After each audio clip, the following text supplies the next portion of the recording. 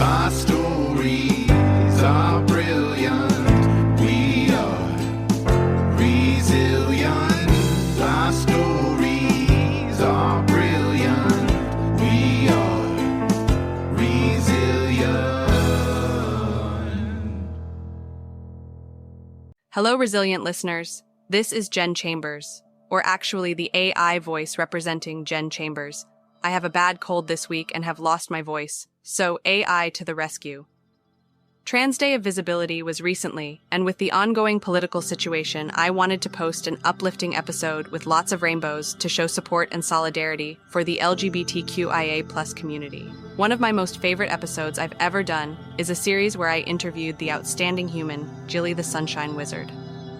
Gilly does their best to improve the lives of everyone around them and sees magic in everything. I'm so pleased to rebroadcast this show from 2023. Enjoy. Hope to be back in person next week.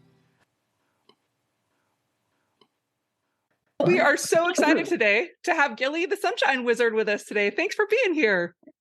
Thank you for having me, Jennifer. Hey, babes. I'm Gilly, the legendary Sunshine Wizard, international man of wizardry, international sorcery sensation, savior of the turtle. I like it. I cast spells of positivity highlighting queer, trans, and autism acceptance. I recently moved from Alabama to Colorado because I really wanted to just look at the mountains every day. And I still tear up sometimes when I see them. They're beautiful. I love the Rockies. I like to hang out with my kid. I like to cast spells. I like to fight with strangers on the internet, but I'm really working on doing that less. It's hard. I bet. There's just so many to fight with. Oh, I know. I'm really passionate about LGBTQIA+P2S plus people. That's a lot of what I do. I'm passionate about accessibility. I'm just like just your regular everyday wizard. How did you start being a wizard? I know you've always been a wizard inside, but how did you start your wizard activism? Correct. Well, I've always my whole life wanted to help people in some way. And I think a lot of people feel like they can't do anything because they can't give people $1 million or they can't do all these things. But I just tried to start doing things that could help people. I was inspired by this guy, Caleb the Sign Guy Snell. Love you, brother. He would stand on the side of the highway with a sign that said, "You are loved." And I thought it was the most beautiful thing that I had ever seen. I was like, this is a superhero. He's out here changing the world. And I had the privilege of interviewing him for I'm not going to brag too much, but I have my own little column for my local city's newspaper, Coleman Creatives. And I got to interview him. And I asked him, I was like, Caleb, how do human beings do this amazing stuff like you? And he's like, all right, brother, I got you 3 steps. Number 1, get a poster board. Number 2, write some stuff on the poster board. Number 3, show people the poster board. And that's all he does. And that's all I do. My poster board is social media. I tell people every day, hey, I love you. I'm proud of you. I care about you. These things, it's free to do this. And it's just the same 3 steps. And I got into social media right before the apocalypse happened. It was January I started doing it.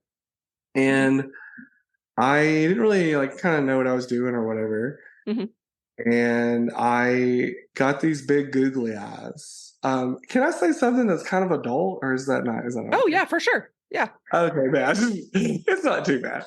So I got some big old googly eyes, and I made a TikTok that was like, hey, if y'all get me to 1,000 followers, I'll put these googly eyes on my titties, and I'll do the walk. Like Cardi B, the walk. Yeah. So obviously the spell worked. I went from 200 followers to 112,000 in a day. Smoke was coming out of my phone. It was insane. I was at work when it was happening. Oh my I was gosh. posting pictures and stuff. They were getting 500,000 views. It was scary. Whoa. Yeah. And so I used that momentum, that little bit of like trickery and misdirection, which is the nature of wizardry, to get people to listen to my little messages where I was just like, hey, I love you. I think you're so great. Mhm. I had my morning motivation. Every day I'd get up and I'd talk for like 45 seconds about like, hey, it's cool to be this way. And hey, if you're broke, I get it. I'm broke too. Every day it was a different message. And I did that for a while until I became everyone's dad on the internet. And I did that for about a year, and it was a lot. As you can hear, my child is screaming now. So one child's plenty for me. Uh-huh. But I just, in March of whatever year it was, last year, 2022, basically like my entire life fell apart. My relationship with every single member of my immediate family changed, all of them, all at the same time, all in a week. Wow. Like, I came out to both my parents. I cut off both my parents. My brother moved in with me. I split up with my wife. Like, this is all in a 7-day period. Oh my God. It was a lot. Yeah. And all this stuff kind of happened. And I had this like realization that, all this stuff we've been told our whole life, go get a job, go get married, go to church, have a kid, blah, blah, blah, blah. Meaningless. Right. Like, I wake up and I'm 30 and I'm just like, I hate all of this. I don't hate having a kid, obviously. I love a lot of the people in my life, but all these things we were told we had to do, I just kind of realized I don't have to do that. Mhm. And I was like, okay, well, I think wizards are cool. So boom, I'm a wizard now. Because I had just worn like a wizard hat in a video and a bunch of people like thought it was really cool. Mhm. And I was like, all right. So I wore it in a second video and a third video. And I had this woman, God bless her. She's a great person. We're not friends. She was like, well, I don't know why you have that wizard hat and that staff. Like, why are you doing that? Nobody cares about that. Exactly. Exactly. And I was like, well, I got 500,000 views in a week. Like, that's pretty good, right? Yeah. And so I asked the babes, I was like, hey, do y'all want me to do wizard content? And like, I don't know, 100 people were like, yep, sure do. And I just never looked back. I decided I was a wizard. I am a wizard. I make people wizards. All of this nonsense. And I tried to find ways to live my life more intentionally. So I chose to be a wizard. I didn't do a ritual. I didn't get turned into one. I was just like, yeah, boom, it's happening now. Wisha, let's go. So, I'm sorry. I know I am just running my mouth. No, that is 100% the content we need and what I want. Okay, bet. Well, if you need somebody to run their mouth, girl. Well, I want to hear all about your day. We were talking earlier and you went to a festival today that I really want to go to this festival. You got to go. It was the 10th anniversary. It is called the Festival of Faery, and Faery, because they wanted it to be challenging, in Lafayette, Colorado. Move to Colorado. That's all I'm saying. It's great. Mhm. Wonderful place. And someone had known me from like the internet, which is always cool, like going to a new place, kind of have like an in, because new places are scary. So Yeah. if I have a woman waiting for me, but we took my co-parenting partner and my baby and I, we went out there, the whole fam jam. We came up with Fae names for who we are. Oh, yeah, I'm going to tell you about it for sure. Nice. So I, of course, was the Gilly Wampus, the thief of hearts. And that's like this really huge Fae creature, like one of the largest out there. They got black horns. They flirt with everybody. And if one of them corners you, they kind of like trick you into saying nice stuff about yourself. And then they disappear. And my co-parenting partner was the Edzelbedzel, which is a cool name. Yeah, it is. And they were like a sort of dead Fae creature that wandered the beaches and didn't want to talk to anybody. And so, hapless tourists would go and bother the Edzelbedzel, and they would drag them under the sand, never to be seen again.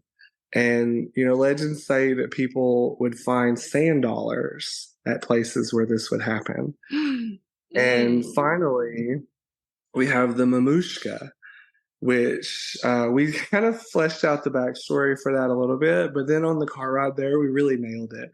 Because my kid, when she was younger, had these really long witch fingers that are terrifying. So we determined that the mamushka was like this little shape-shifting fae creature. And it looked like a little girl, and it was super cute. And it'd be like, hey, can I come in your house? And you'd be like, all right. And then you would turn around, and the second you would, it would turn into this like awful little old lady with like 3-foot long fingers. And it would just tear all the crap in your house up. Oh my gosh. But they're so cute. You kind of look the other way most of the time. But when you do, you really pay for it.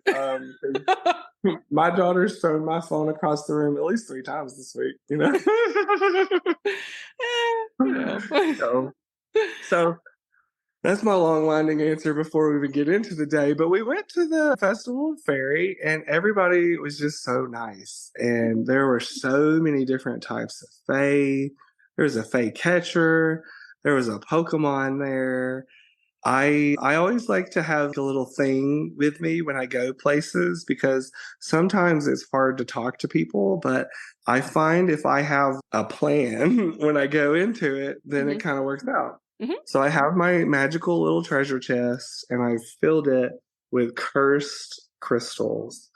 And every person that I meet, I say, hey, I've got this box of cursed crystals. I'd love to give you one. You can remove the curse, but you have to say something nice about yourself. And that goes back into how the Gilly Wampus tricks people into saying nice things, because everyone was like, oh, yes, I almost got someone to cry. I was this close. I'll get them next time.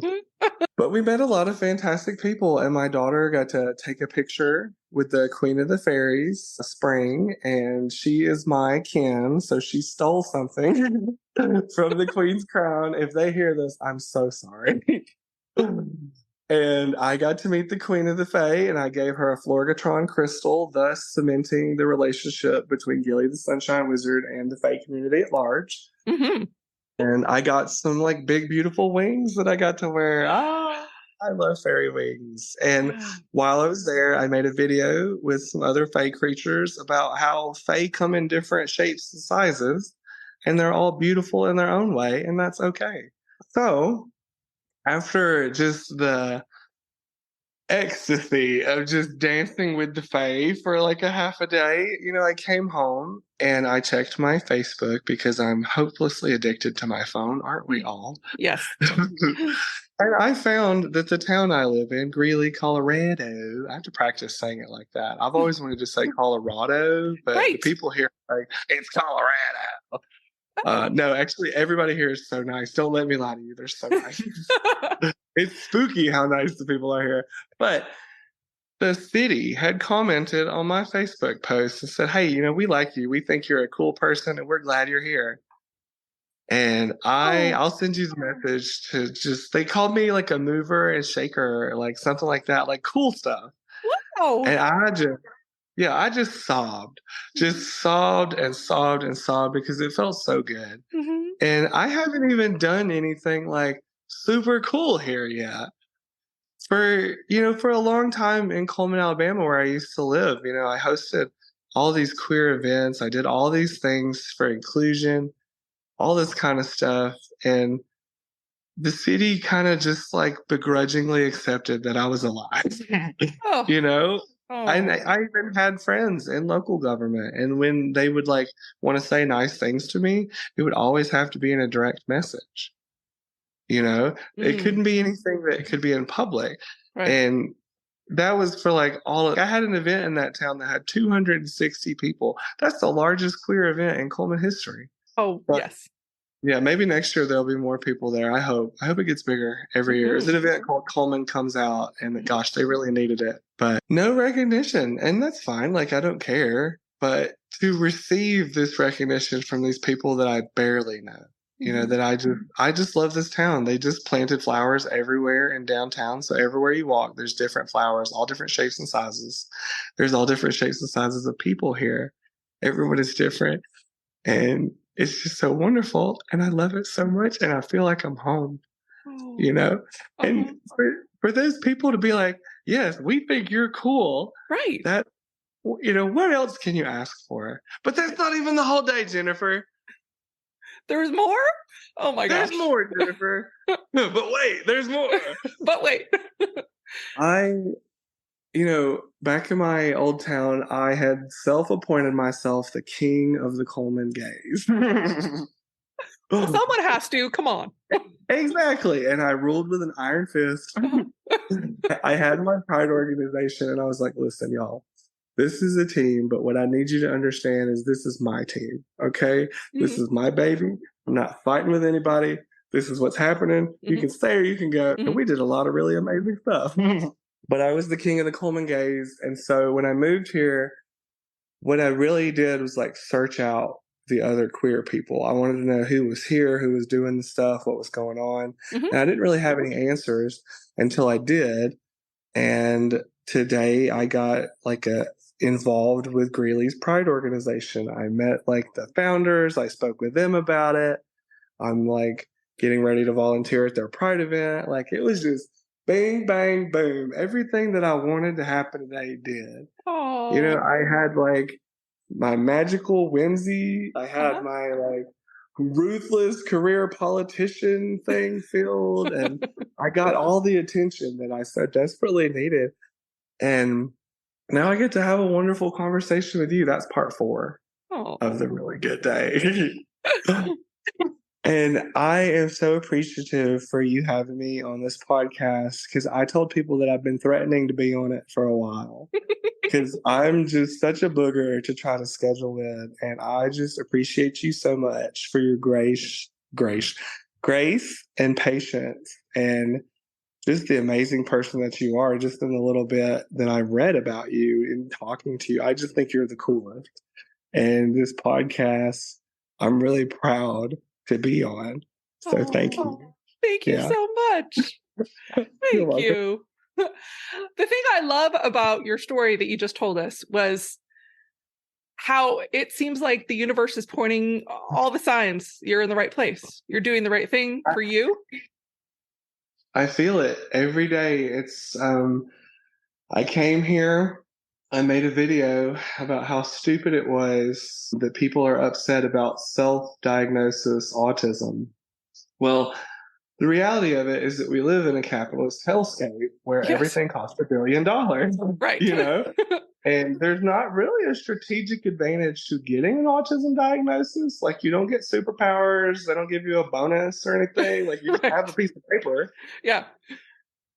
And as things do, you know, in my career in wizardry, I've kind of just like accepted the will of the cosmos. Like, I don't doubt that the cosmos has my back. You know, every problem I've ever had has been solved. Every issue, you know, anytime I needed anything, someone would appear in my life with it in their hand. You know, when we were moving to Colorado, I had real estate agents pop out of nowhere and be like, hey, I'm going to help you find all these places. Not even anything for me to buy from them. They just looked for me. Really? I came over here and people were like, hey, I live in the town that you live in. Let me help you move. I had 2 or 3 people I've never even met before just help me move. When we were driving here, we made a Facebook post and we were like, hey, we're going to be in Kansas. Do any of y'all want to let us stay at your house? And these very nice people took us out to Applebee's. Fancy. We chose Applebee's. I love Applebee's. They took us out for that. And then they got us a hotel room and they didn't murder us. And, you know, we had a really great conversation. We were a little worried, but yeah, everything that I've needed or that we've needed has just been there. Like, I don't doubt whatever the cosmos has in store for me.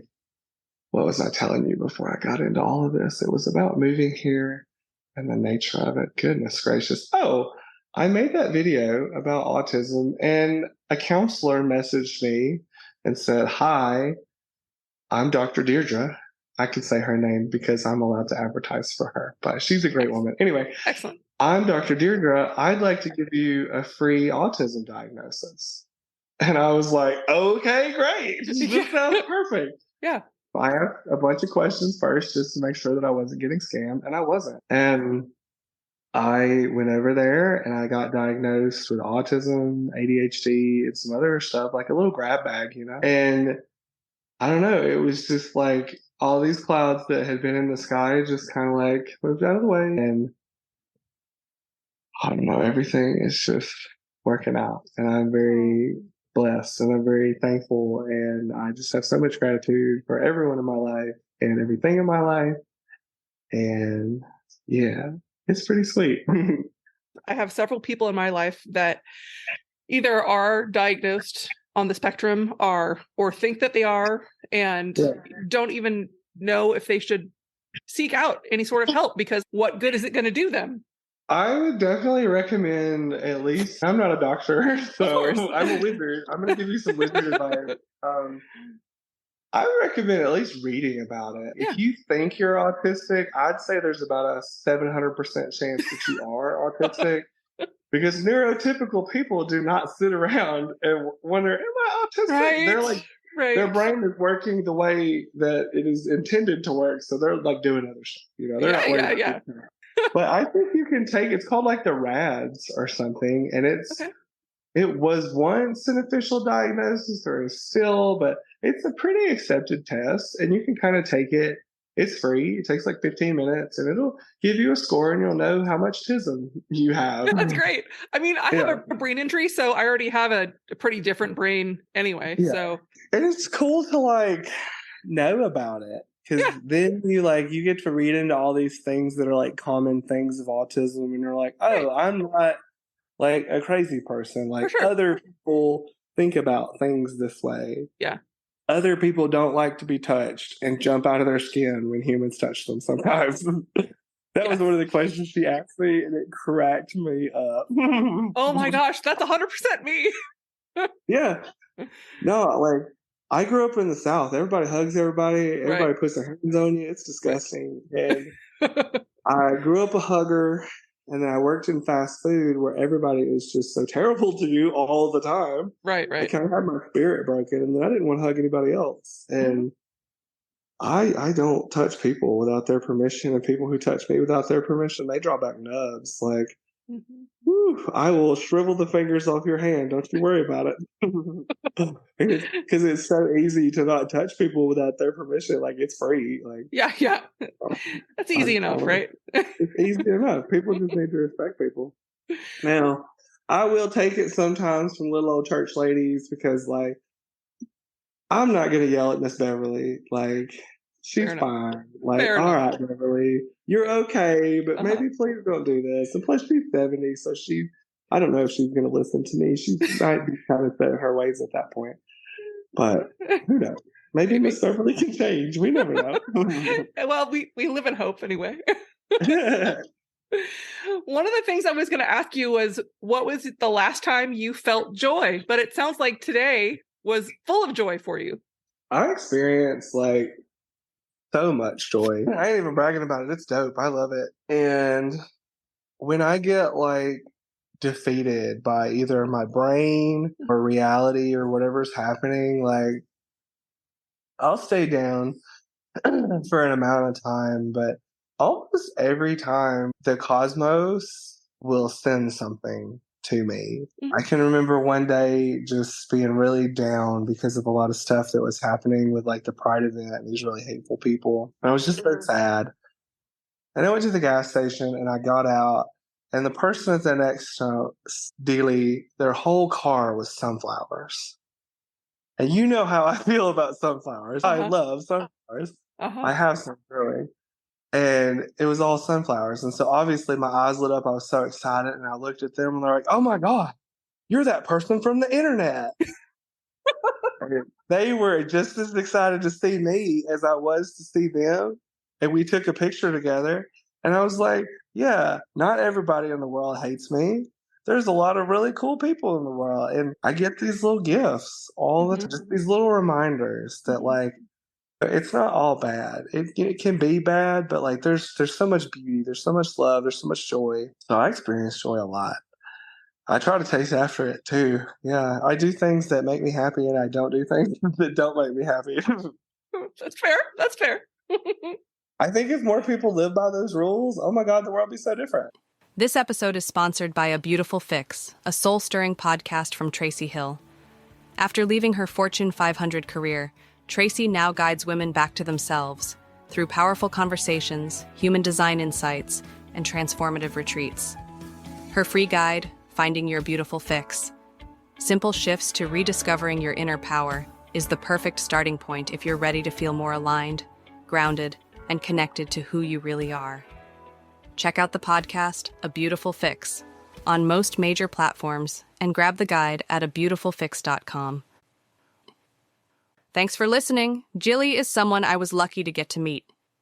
What a treat it was for me to talk to them and to be able to reprise this episode for all you new listeners who may not have heard it the first time around.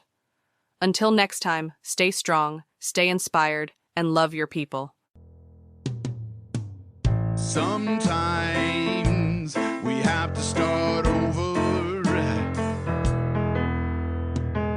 Sometimes we have to fight back.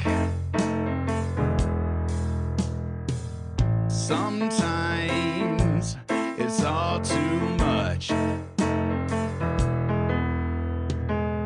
Lost inside the black. Our stories are brilliant. We are resilient. Our stories are brilliant. We are resilient.